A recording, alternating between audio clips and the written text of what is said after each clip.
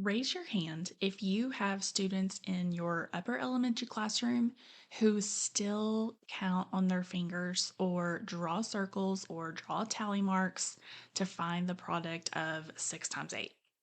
You are listening to episode 41 of the Upper Elementary Simplified podcast. I'm your host, Danna, and today we are going to be talking about a massive problem that teachers and students are facing on a daily basis. Welcome to Upper Elementary Simplified, the podcast where busy and overwhelmed teachers find thoughtful ideas to get students engaged in meaningful learning experiences. Hi, I'm Danna Rodebush, former 5th grade classroom teacher and founder of Teacher Tech Studio. I'm here to share practical tips and strategies that will help you grow as an educator. If you are a tired upper elementary teacher searching for ways to cut down your planning time while boosting student engagement, you are in the right spot. Are you ready? Let's simplify. From January 8th through February 10th, Teacher Tech Studio is sponsoring a podcast giveaway event for upper elementary teachers. When you participate in the Math Fact giveaway, you will have chances to win prizes for completing as many of the tasks on the list as you want. There are 13 tasks to choose from, and you can complete 1, 5, or all 13 of them. Each task you complete earns you an additional entry for a chance to win your choice of one of the prizes. You can win my brand new mini course that guides you as you build a multiplication fact fluency program in your classroom. You can win my Math Fact Simplified program, Math Fact Fluency games, or you can win a guest spot on the podcast to talk about an education topic of your choice. You can find all of the details about how to participate at upperelementarysimplified.com/giveaway. You can also find that link in the show notes.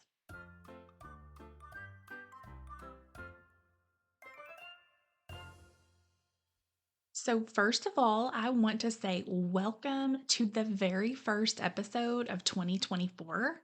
I hope that you had a great Christmas and New Year with your family and that you are well rested and ready to get back into the normal routine. Also, if you are not already a member of our free Facebook group, I want to invite you to join. I give lots of tips and updates and free resources over there that you won't want to miss. You can search Upper Elementary Simplified on Facebook and find us, or I will also leave a link in the show notes for today's episode at upperelementarysimplified.com/episode 41. I'm guessing if you have been in an upper elementary math classroom for pretty much any length of time, then you have seen students who count on their fingers, who draw circles or tally marks to calculate sums, differences, and products.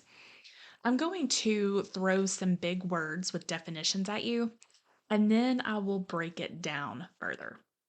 The first one is automaticity, and this is the ability to automatically process and recall information resulting from long term memory commitment. Next is math fact fluency, and this is the automatic recall of basic math facts without conscious effort. And the last one is computational fluency. And this is the ability to efficiently and accurately calculate any math expression. So, I'm sure you know that the reason your students are counting on their fingers and drawing circles and tally marks is because they don't know their math facts. But it is more than that. They have the ability to reach a solution by using these remedial strategies, and they are just not efficient strategies. And certainly not feasible to use as the math skills get more and more challenging in the upper elementary grades and moving into middle and high school. The fact that they haven't committed these basic math facts to memory is the roadblock to the automaticity that they are searching for when they are trying to solve higher level math problems. And because they lack automaticity, they are struggling with accuracy and efficiency in computational fluency. It all comes back to memorization. But how do we get students to memorize basic math facts when they have no desire or motivation or reason to put in the effort? Because, quite frankly, most kids are pretty lazy when it comes to doing tasks that don't come naturally to them or that they don't find enjoyable. As you may know, I taught fifth grade when I was in the classroom, and from my very first year, I was shocked at how many students would come to me in fifth grade without knowing their basic multiplication facts. Sadly, I would see those same kids struggle with the higher level math that I was trying to teach them. How can they be expected to solve 4,852 times 86 if they don't know 6 times 8 or 8 times 8? Sure, they can use counting strategies to find the product, but while they are using those strategies, they are also getting distracted by where they were at in the process of the algorithm. This leads to frustration, inaccuracy, and inefficiency, which all leads to hating math. The solution to this problem of students struggling with higher level math is that they need to commit all of the basic multiplication facts to memory.